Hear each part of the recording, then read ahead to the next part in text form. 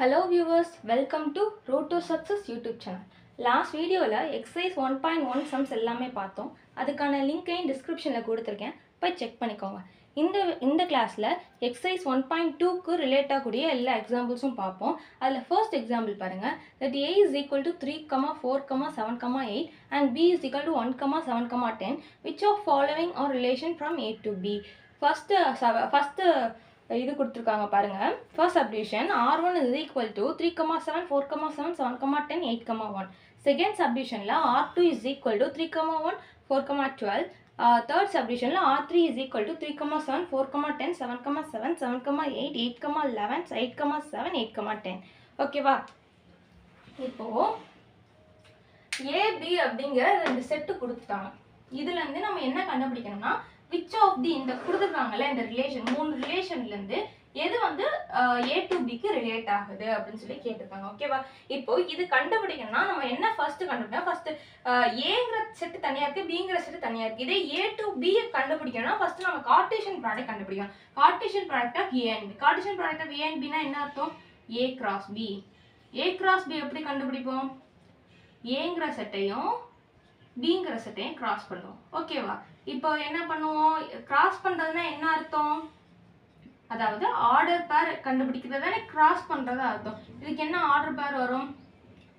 3, 1, 3, 7, 3, 10, 4, 1, 4, 7, 4, 10, 7, 1, 7, 7, 7, 10,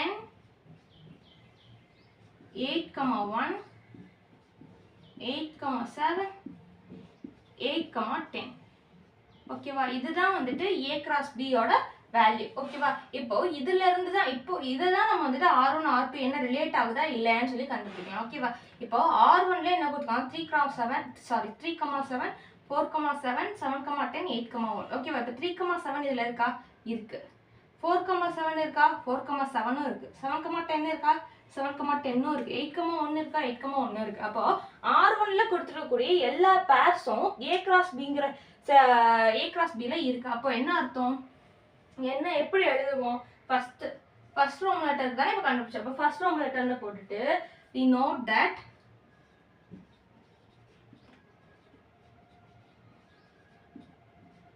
r1 is a subset of a cross b. அதாவது r1 வந்துட்டு a cross b ல இருக்கு. r1 வந்து a cross b ல இருக்கு. அப்படி இருந்துச்சுன்னா thus r1 is relation from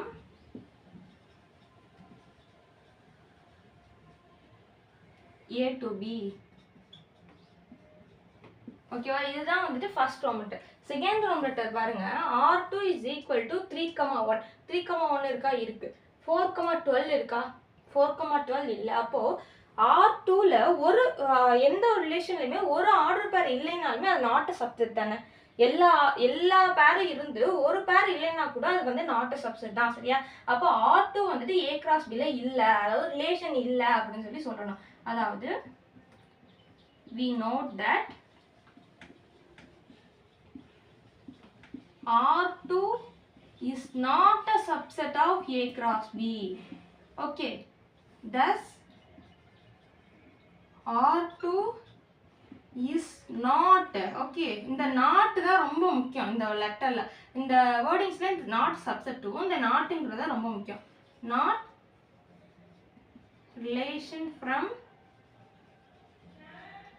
a to b. ஓகேவா? இது அதுக்கப்புறம் தேர்ட் ரோம் லெட்டர் பாருங்க.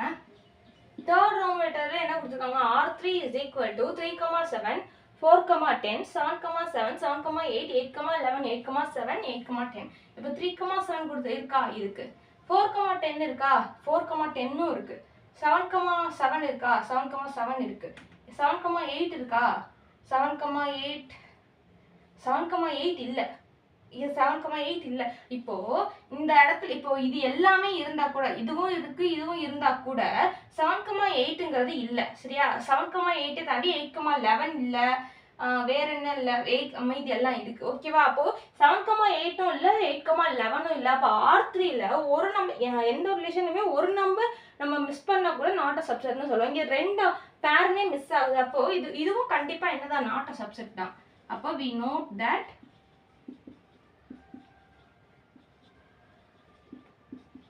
R3 is not subset to A cross B. கொஸ்டினே தானே சப்செட் டூவா நாட் அ சப்செட் டூவா, ரிலேஷன் ஆகுதா இல்லையாங்கிறத கொஸ்டின். அதான் இது ரொம்ப முக்கியம். thus R3 is not relation from A to B. ஓகேவா? இதுதான் வந்துட்டு எக்ஸாம்பிள் 1.4க்கான ஆன்சர். புரிஞ்சுதா? இப்போ செகண்ட் எக்ஸாம்பிள் பாருங்க. arrow diagram shows the relationship between the sets P and Q. Write the relation in set builder form, roster form and domain and range. ஓகேவா? இப்போ arrow diagram கொடுத்துட்டாங்க. அதுலேருந்து set builder form, roster form, domain, range எல்லாமே கண்டுபிடிக்க சொல்லியிருக்காங்க. First set builder form அப்படின்னா நம்மளுக்கு வந்து நம்பர்ஸ் இல்லாமல் வேரியபிள்ஸ் வச்சு எழுதுறதுக்கு பேர் தான் set builder forms. For example இப்போ பாருங்கள் செட் பில்டர் ஃபார்ம் எப்படி கண்டுபிடிக்கிறோன்னு. செட் பில்டர்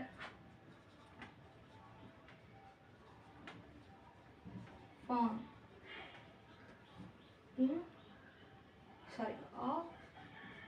சரியா? இப்போ set builder form of R, இந்த ஆறுங்கிற ரிலேஷன் தான் நம்ம ஆக்சுவலி கண்டுபிடிக்க போகிறோம். என்னது? இஸ் ஈக்குவல் டு, இப்போ இந்த நம்பர்ஸ் எல்லாமே 5, 6, 7, 8 அப்படிங்கிற நம்பர்ஸ் எல்லாமே நம்ம எக்ஸ்ன்னு கன்சிடர் பண்ணிக்கலாம். 3, 4, 5 அது எல்லாமே நம்ம ஒய்ன்னு கன்சிடர் பண்ணிக்கலாம். இப்போ 5லேருந்து 3க்கு போகுது அப்படின்னா நம்ம 5,3ன்னு எழுதுவோம். 6லேருந்து 4க்கு போகுதுன்னா 6,4, 7லேருந்து 5க்கு போகுதுன்னா 7,5ன்னு எழுதுவோம். ஓகேவா? இப்போ 5லேருந்து 3க்கு போகுது 5,3ன்னு எழுதுறோம். இது எல்லாமே எக்ஸ்ன்னு ரெப்ரசென்ட் பண்ணுறோம், இது எல்லாமே ஒய்ன்னு ரெப்ரசென்ட் பண்ணுறோம். அப்போ 5,3னா எக்ஸ், ஒய்ன்னு ரெப்ரசென்ட் பண்ணிக்கலாம். 6,4னா எக்ஸ், ஒய். 7,5னா இட்ஸ் ஆல்சோ எக்ஸ், ஒய். அப்போ இது எல்லாத்துக்கும் சேர்த்து நான் ஒரு எக்ஸ், ஒய்ன்னு எழுதிக்கிறேன். இப்போ சச் தட், இந்த சச் தட் ரொம்ப இம்பார்ட்டன்ட். இந்த ஒரு கோட் போட சச் தட்னு அர்த்தம். அதாவது இந்த எக்ஸ், ஒய்யை நான் வந்துட்டு எப்படியெல்லாம் ரெப்ரசென்ட் பண்ணுறேன், இதுக்கான இந்த டயக்ராமையோட கண்டிஷன் என்னங்கிறத இதுக்கப்புறம் தான் நம்ம எழுத போகிறோம். சரியா?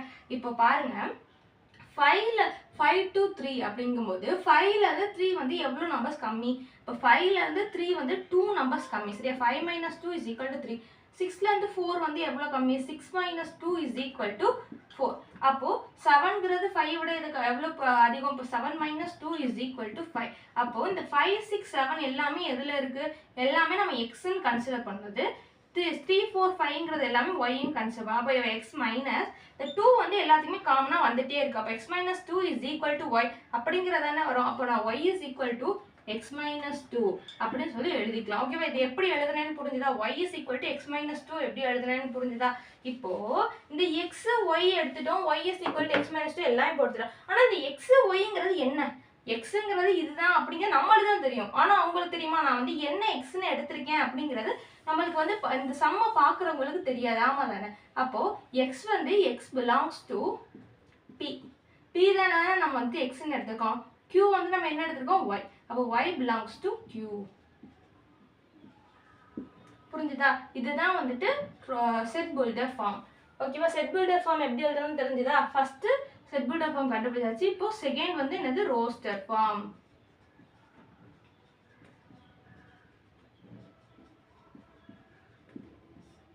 ஓகேவா? இப்போ ரோஸ்டர் ஃபார்ம் ரொம்ப ஈஸி. ரோஸ்டர் ஃபார்ம் வந்து டைரக்டாவே எழுதலாம். 5லேருந்து 3க்கு போகிறனால 5,3, 6லேருந்து 4க்கு போகிறனால 6,4, 7லேருந்து 5க்கு போகிறனால 7,5. அதாவது நம்பர்ஸில் எழுதுறதுக்கு பேர் தான் என்னது? Roster form. ஓகேவா? இவ்வளோதான் ரோஸ்டர் ஃபார்ம். டக்குன்னு எழுதிடலாம் எல்லாத்துக்குமே. நெக்ஸ்ட் என்ன கண்டுபிடிக்கணும்? டொமைனும் ரேஞ்சும். ஓகேவா? இப்போ டொமைன் இஸ் ஈக்குவல் டு, டொமைன்னா என்ன? அதாவது இங்கேருந்து எந்த நம்பர், இங்கேருந்து நம்மளுக்கு மேப்பிங் கொடுக்குற நம்பர்ஸ் தான் டொமைன். சரியா? மேப்பிங் வாங்குற நம்பர்ஸ் கோடொமைன். அதாவது மேப்பிங் வாங்குற இடத்துல உள்ளது கோடொமைன், மேப்பிங் கொடுக்குற இடத்துல இருந்து இருக்கிறது டொமைன். ஓகேவா? இப்போ இது எல்லாமே டொமைன். அப்போ டொமைன் எல்லாமே என்ன வந்துடும்னா 5, 6, 7, 8 அப்படிங்கிறது எல்லாமே வந்து. நெக்ஸ்ட் என்ன கண்டுபிடிக்கணும்னா ரேஞ்ச். ரேஞ்ச்னா கோடொமைன்ல எந்தெந்த நம்பர்ஸ்லாம் நம்மளுக்கு மேப்பிங் வாங்குதோ அதுதான் ரேஞ்ச். இப்போ எக்ஸாம்பிளுக்கு இங்கே 1, 2 இங்கே வந்துட்டு 1 2 3 4 இருக்குன்னு வைங்களேன். 1 வந்து 1 கொடுக்குது, 2 வந்து 2 கொடுக்குது. அப்படிங்கும்போது இதில் உள்ள எல்லா நம்பர்ஸுமே டொமைனை ரெப்ரசன்ட் பண்ணும். ஆனால் ரேஞ்சுன்னு பார்த்தோம்னா இந்த 1 2 2 மட்டும்தான் எடுத்துப்போம். அதாவது டொமைன் வேற, ரேஞ்ச் வேற, சாரி கோடொமைன் வேற, ரேஞ்ச் வேற. கோடொமைன்னு கேட்டுட்டாங்கன்னா எல்லாமே இதை தான் நம்ம எடுத்துப்போம். கோடொமைன் எழுதுங்க அப்படின்னா 1 2 3 4 இது எல்லாமே எழுதலாம். இதே ரேஞ்ச் எழுதுனா 1 2 அப்படிங்கிறது மட்டும்தான் எழுதணும். சரியா? அப்போ மேப்பிங் வாங்குறது மட்டும்தான் என்னது உனக்கு ரேஞ்ச். ஓகே, அப்போ ரேஞ்ச் இங்கே என்னென்ன வரும்? 3 4 5 இதுதான் ரேஞ்ச். ஓகேவா? இதுதான் வந்துட்டு எக்ஸாம்பிள் 1.5க்கான ஆன்சர். Thank you viewers. இன்னைக்கான கிளாஸில் எக்ஸசைஸ் 1.2க்கு ரிலேட் ஆகக்கூடிய எல்லா எக்ஸாம்பிள்ஸும் பார்த்தோம். நெக்ஸ்ட் வீடியோவில் எக்ஸசைஸ் 1.2 சம்ஸ் எல்லாமே பார்க்கலாம். அதுக்கு நம்ம யூடியூப் சேனலை சப்ஸ்கிரைப் பண்ணிக்கோங்க.